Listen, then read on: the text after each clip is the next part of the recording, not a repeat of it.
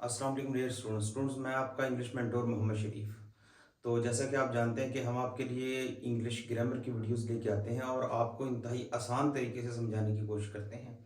तो स्टूडेंट्स, आज हम अपना प्रेजेंट का आखिरी टेंस कर रहे हैं, प्रेजेंट परफेक्ट कंटिन्यूस टेंस।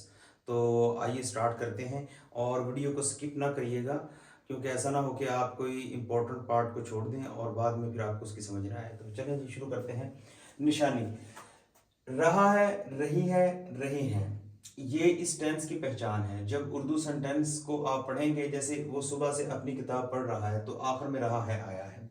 लेकिन एक चीज और साथ आएगी कि प्लस वक्त का जिक्र, कि ये जो टेंस जब रहा है, रही है, रहे हैं वगैरह आएगा, जब ये निशानी सेंटेंस के आखिर में आएगी, तो लेकिन इसके साथ जो है वो वक्त का जिक्र भी लाजमी आएगा।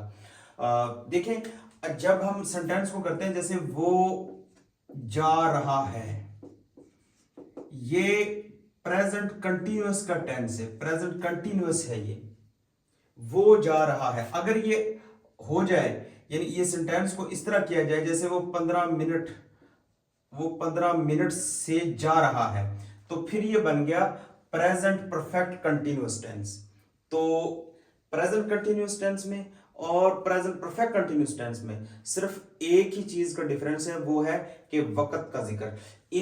ये जो सेंटेंसेस हैं, जो प्रेजेंट परफेक्ट कंटिन्यूअस टेंस के सेंटेंसेस हैं, उनमें लाजमी तौर पर वक्त का जिक्र आता है, और जो प्रेजेंट कंटिन्यूअस टेंस है सिंपल, उसमें वक्त का जिक्र नहीं आता। अगर उसमें वक्त का जिक्र कर दिया जाए प्रेजेंट कंटिन्यूअस के सेंटेंसेस में, तो प्रेजेंट परफेक्ट कंटिन्यूअस के सेंटेंस बन जाते हैं, जो कि हम अब कर रहे हैं। तो देखें जी, अब हम इसको करने का तरीका क्या है कि अगर हमारा सब्जेक्ट, हमारा फाइल ही, शी, इट या वाहिद नाम यानी अली, इनमें से कोई एक हो, तो उसके साथ हम हैज बीन लगाते हैं। अगर हमारा फाइल आई, वी, यू, दे या जमा फाइल हो, तो उनके साथ हम हैव बीन लगाते हैं।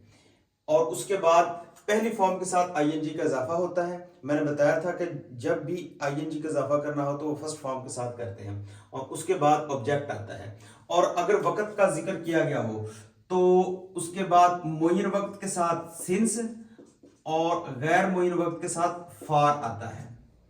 ये इजाफा करके और फिर आखिर में जो है वो टाइम यानी वक्त का जिक्र जो है वो कर दिया जाता है। अब देखिए जरा कि सिंस कहां पे आएगा और फार कहां पे आएगा। मुय्यन वक्त जो होता है उसके साथ हम लगाते हैं सिंस, इसके मुय्यन वक्त के साथ आता है सिंस, और जो गैर मुय्यन वक्त होता है उसके साथ आता है फार। अब मुय्यन वक्त की क्या निशानी है कि सुबह से 2 बजे से 1990 से, इस तरह का जो टाइम होता है जो एग्जैक्ट टाइम की तरफ इशारा करे, तो उसके साथ हम लगाते हैं सिंस। और गैर मुय्यन वक्त वो होता है जैसे 2 घंटों से, कई दिनों से, कई सालों से, तो इसके साथ हम लगाते हैं फार। तो ये आपने जहन में रखना है कि मुय्यन वक्त के साथ सिंस और गैर मुय्यन वक्त के साथ फार आता है। मुय्यन वक्त कौन सा होता है? जो एग्जैक्ट टाइम होता है। फार जो है जो वाजिया नहीं होता, जैसे 2 घंटों से, पता नहीं कौन से 2 घंटे, कई दिनों से, कई सालों से, काफी देर से, काफी मिनटों से। तो ये इस तरह के जो वक्त का जिक्र है वो गैर मुय्यन है, और उसके साथ हम फार लगाते हैं। तो अब हम अपना सेंटेंस शुरू करते हैं। तो अब देखिए जरा, वो सुबह से अपनी किताब पढ़ रहा है, वो की इंग्लिश है ही। तो अब जाहिर बात है, ही है तो उसके साथ हैज बीन आएगा। He has been, he has been reading, पढ़ना होता है रीड। तो ये क्योंकि फर्स्ट फॉर्म के साथ आईएनजी का इजाफा होगा, तो रीड के साथ हम इसको कर देंगे reading. He has been reading, ये बंदा अपनी किताब पढ़ रहा है। He has been reading his book. कब से जी? सुबह से। अब देखिए, सुबह से ये मोइन वक्त की कैटेगरी में आ रहा है। सुबह से तो इसके साथ लगाएंगे सिंस मॉर्निंग।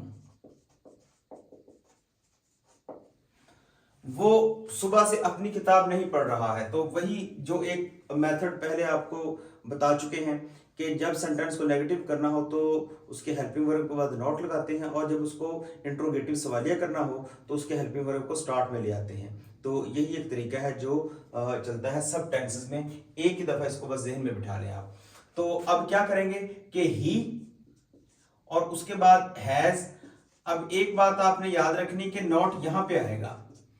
अब बाज बच्चे वो मिस्टेक ये करते हैं कि जैसे ही हैज बीन रीडिंग है तो वो इसको करते हैं he has been not reading. तो ये जो है वो सेंटेंस टोटली गलत है। तो जब कंपाउंड हेल्पिंग वर्ब आ जाए, यानी ऐसा हेल्पिंग वर्ब आ जाए जो 2 वर्ड्स पे या 3 वर्ड्स पे मुश्तमिल हो, जैसे विल हैव बीन, अभी फ्यूचर टेंस करेंगे, will have been, shall have been, तो पहला जो विल और शैल है उसके बाद नॉट आएगा, बाकी जो उसका बाकी पार्ट है हेल्पिंग वर्ब का वो उसके बाद में उसी तरह ही आएगा, उसी जगह पे रहेगा। तो देखें, he has not been reading his book since morning। क्या वो सुबह से अपनी किताब पढ़ रहा है? Has he.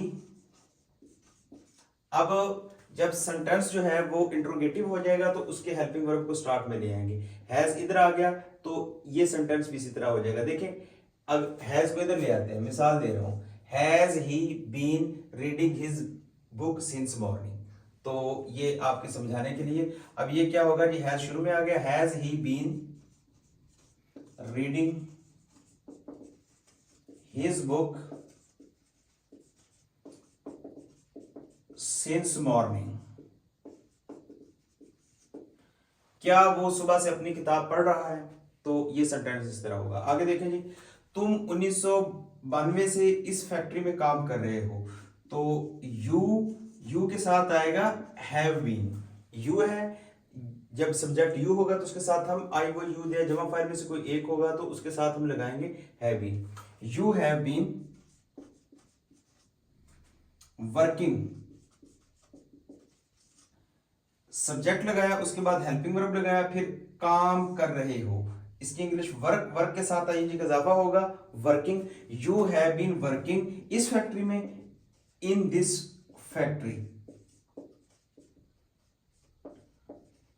कब से? 1992 से, सिंस 1992। तुम 1992 से इस फैक्ट्री में काम नहीं कर रहे हो, तो इसको कैसे करेंगे?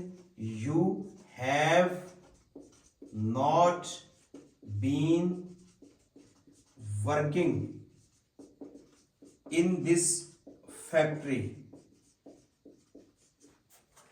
सिंस 1992। यानी यू हैव जब लगा दिया तो उसके बाद हमने नॉट को मेंशन करना है, उसके बाद been, you have not been working in this factory since 1992। क्या तुम 1992 से इस फैक्ट्री में काम कर रहे हो? हैव यू बीन, फिर आगे उसके verb, working in this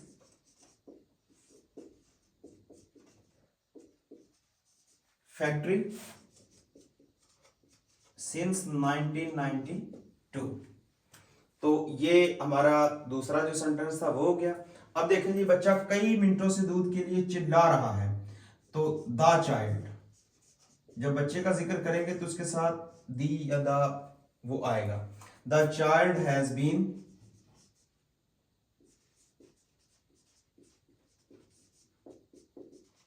crying for milk. The child has been crying for milk, कई मिनटों से, for many minutes.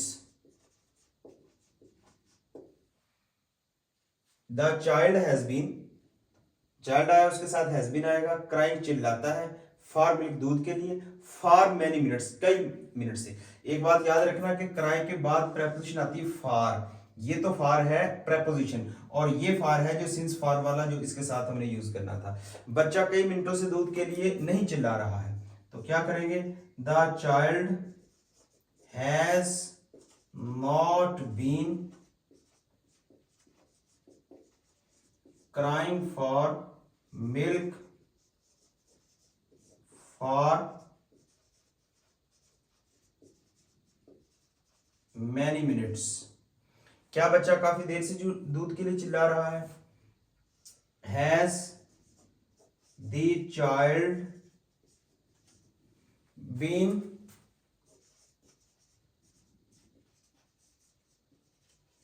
crying for milk for many